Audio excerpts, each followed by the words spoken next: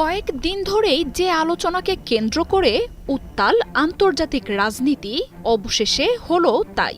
ওমানে ইরান আমেরিকার মধ্যে বৈঠকে কথা হলো ঠিকই, কিন্তু হলো না দেখা। অদ্ভুত এই বৈঠকের পর আমেরিকা অবশ্য একে ইতিবাচক বলছে শেষ পর্যন্ত। তবে কি ইরান আমেরিকার শর্ত মেনে নেবে? আমেরিকার শর্ত মানা মানে ইরানের পারমাণবিক শর্ত পরিত্যাগ করা। তবে এটি নিশ্চিত, আগামী সপ্তাহে আবারও বৈঠকে বসছেন ইরান আমেরিকার প্রতিনিধিরা।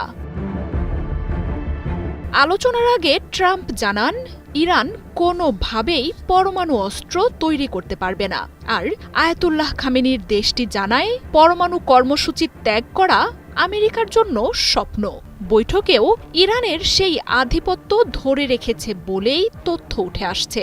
পরমাণুর যে ভাণ্ডার ইরানের কাছে আছে তা আর না বাড়ানোর শর্ত মেনেই হয়তো আলোচনা করতে হবে যুক্তরাষ্ট্রকে। ওমানে তেমনটাই জানিয়েছে তেহরান। এখন যে কোনো ব্র্যান্ডের পুরাতন এসি বদলে নতুন ওয়ালটন এসিতে উপভোগ করুন 25% ছাড়। শনিবার যুক্তরাষ্ট্রের ট্রাম্পের প্রতিনিধি উইটকফ ও ইরানের পররাষ্ট্রমন্ত্রী আব্বাস আরাকচির ২.৫ ঘণ্টার বৈঠকে মধ্যস্থতা করেছেন ওমানের পররাষ্ট্রমন্ত্রী। আয়াতুল্লাহ খামেনির শর্ত মতে সরাসরি আলোচনায় না বসে বরং আলাদা ২ কক্ষে বসেন প্রতিনিধিরা। মৌখিক এবং লিখিতভাবে মার্কিন ও ইরানি প্রতিনিধিদের দেয়া বার্তা আনা নেয়া করেন ওমানি পররাষ্ট্রমন্ত্রী।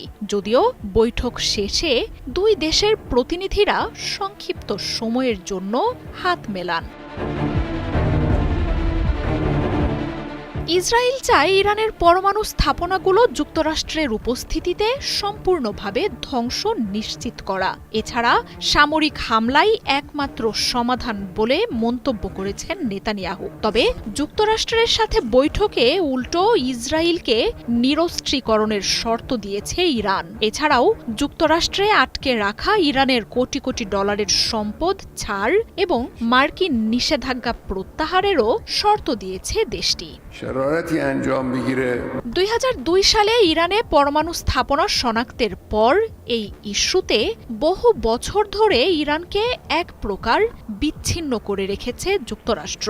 ইরানের উপর মার্কিন নিষেধাজ্ঞায় আয়াতুল্লাহ খামেনির দেশের কোটি কোটি ডলারের সম্পদও বাজেয়াপ্ত করে রেখেছে মার্কিনিরা। ইরানকে পরমাণু অস্ত্র তৈরি থেকে বিরত রাখতে পশ্চিমা দেশগুলো সাবেক ওবামা প্রশাসনের সময়ে আয়াতুল্লাহ খামেনির প্রশাসনের সাথে joint comprehensive plan for action নামের এক চুক্তিতে আসে। তবে প্রথম দফায় ক্ষমতায় এসে ইসরায়েলের উস্কানিতে একতরফাভাবে সেই চুক্তি থেকে বের হয়ে আসেন ট্রাম্প। ইরান যে কোনো দিন পরমাণু অস্ত্রের ঘোষণা দেবে, এমনটাই জানাচ্ছেন বিশেষজ্ঞরা।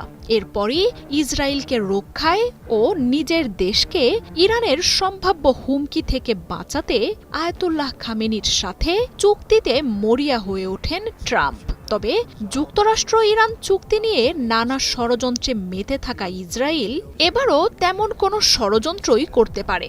নেতানিয়াহুর ভয়, যুক্তরাষ্ট্র ইরানের সাথে সমঝোতায় গিয়ে নিষেধাজ্ঞা তুলে নিলে অপ্রতিরোধ্য আয়াতুল্লাহ খামেনি হয়তো ইসরায়েলকেই ধ্বংস করে দিতে পারে।